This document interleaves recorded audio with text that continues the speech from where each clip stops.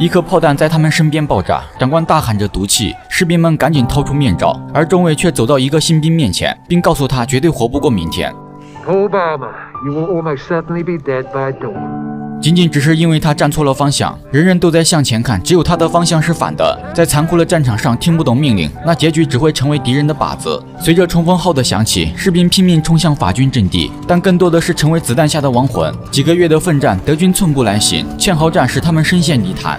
几十吨的庞然大物让德军抱头鼠窜，法军的喷火器将这群侵略者永远埋葬在这沟壕，整个战场被尸体填满，用千疮百孔都难以形容惨烈。这就是一战最为残酷的西线战场。战斗结束，死去的士兵被扒下衣服，然后统一打包装车送往后方。他们会洗去上面的血渍，接着送到缝纫工手里，将弹孔重新缝好。因为在物资时刻紧张的战场，这是最有效的办法。而这些衣服又将穿在下一个士兵身上，宛如生命的一次轮回。为了填补人员空缺，甄兵员展开了激昂的演讲，在他的渲染下，青年们热血沸腾。这些孩子开始盲目狂热，保罗和他的同学深受感染，天真的认为只要上了西线战场，他们就能征服巴黎。为了荣誉和十字勋章，他们报名参军，成功通过各项检查后，保罗领到了他的军装，但他发现衣服上写着别人的名字，这正是那些从士兵身上扒下来的衣服。他询问征兵员是不是弄错了，但男人只是淡淡的回答他是别人穿起来太小退回的，便随手将名牌撕下，而地上已经堆满了这东西。他们每个人都洋溢着笑容，好似胜利就在眼前，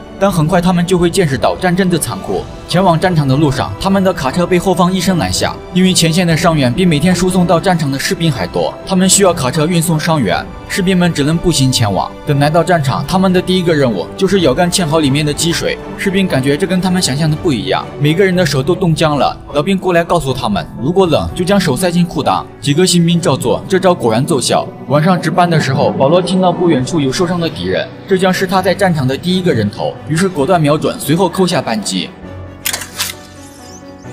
而开枪产生的火光很快就引起了法军的注意，保罗被一枪命中，在钢盔替他挡下了子弹。老兵跑来询问情况，他告诉保罗，如果不想接下一颗子弹，开枪后记得挪动自己的位置。天空不断的升起照明弹，两个人像看烟花一样开始入迷，可下一秒对面就开始了轰炸，所有人全部躲进防空洞。与参军前的兴奋比起来，现在他们更多的是害怕。老兵说，没过几分钟炮火就会往前推进，而紧随其后的就是他们的步兵，这可把新兵吓坏了。随着炮弹的轰炸，士兵想要出去，结果刚跑到门口就被炮弹撕碎，整个防空洞也在撕裂下坍塌。保罗被他们从里面刨出来，好在他还活着。长官甩给他一个袋子，这是每场战斗后的工作，就是收集死去士兵身上的军牌。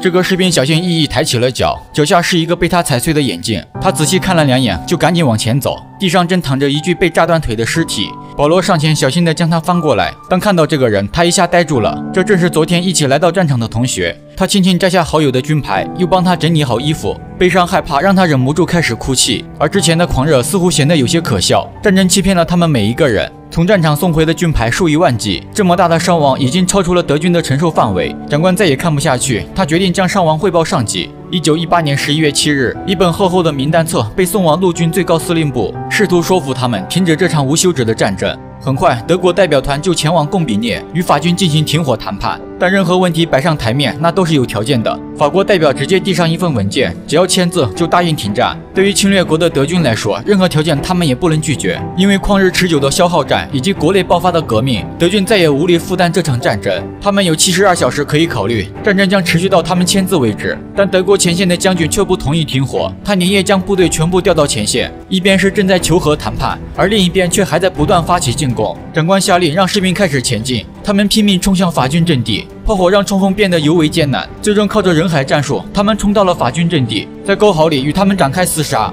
很快，德军占领了阵地，厨房的食物引起了他们的注意。对于饿着肚子的士兵来说，任何东西都比不了食物来的实在。他们大口往嘴里塞着面包。就在这时，整个桌子开始颤抖，士兵大感不妙，全部来到战壕。不远处，几十吨的庞然大物朝他们驶来，这是法军的圣沙蒙突击坦克。士兵拼命朝他开枪，但这点伤害对于这个大家伙简直就是在挠痒痒。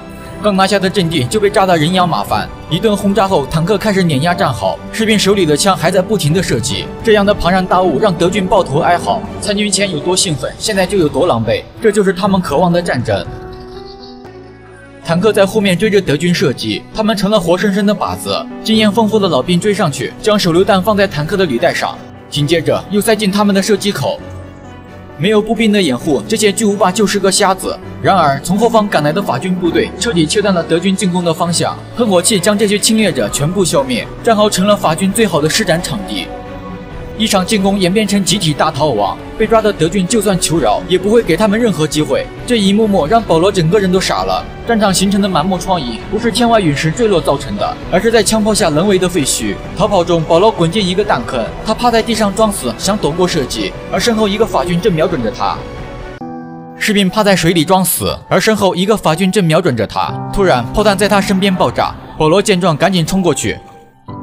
害怕让他不自主地躲到一旁，听着男人痛苦的喘息声，保罗在内心挣扎，紧紧捂住耳朵。看到手上沾染的血迹，他紧张地用土将它抹去。许久过后，男人还没有咽气。身为学生的保罗有了一丝怜悯，他慢慢爬向男人，用纱布给他包扎伤口。可最终他还是死了。保罗翻看了他的证件，看到男人的妻子和女儿的照片，他知道自己毁掉了一个家庭。痛苦和愧疚让保罗不停地发抖，而男人也只是一个打字员。在得知代表团正在停火谈判，士兵们无比激动，他们马上就能回家。终于，德国代表团同意签字，停战协议将在6小时后生效，也就是1918年11月11日上午11点，将正式宣布第一次世界大战结束。当所有人在为战争结束而庆祝时，将军把全部士兵集合起来，展开了强而有力的演讲，试图说服这些士兵继续战斗。他准备在11点前占领更多的土地。听到还要打仗，保罗崩溃了。他彻底认清，他们和那些死去的士兵都只不过是这个时代的牺牲品。对于已经厌倦战争的士兵来说，没人愿意重返前线，但如果敢有反抗的，督战队直接抓住就地处决。后方医院的伤员也被全部射杀，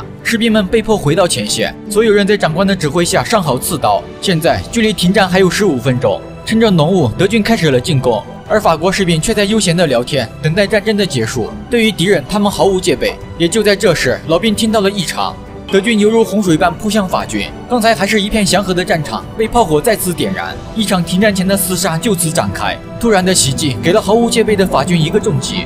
很快，德军就攻入战壕，他们与法军近战肉搏。保罗被死死按在泥潭，就在快要窒息的时候，他摸到一块石头，顺势砸中男人。两人同时看到一把手枪，争夺中，他们滚到了防空洞。就在两人对峙时，一个士兵从背后出现，刺刀狠狠刺进保罗的身体。